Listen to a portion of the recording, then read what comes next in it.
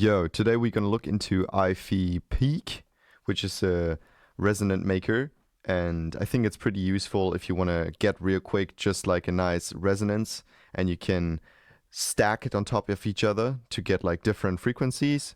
You can stack the different gain levels and the cues, so you can get different like nice modes. It reminds me a little bit of Chroma when you stack it on top of it.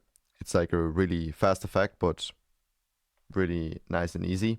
So what you're gonna do, this is like a percussive sample, for example. And then we add peak on it.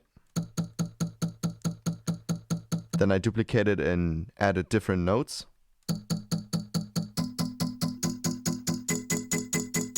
And you can add different gain stages here.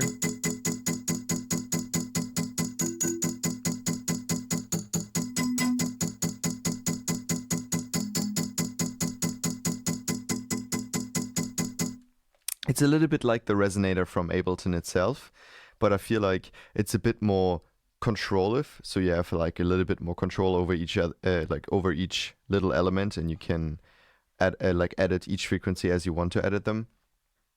And yeah, this is going to be out on Patreon. Have fun with it. It's really easy to use and works also on every sample you're going to throw on it.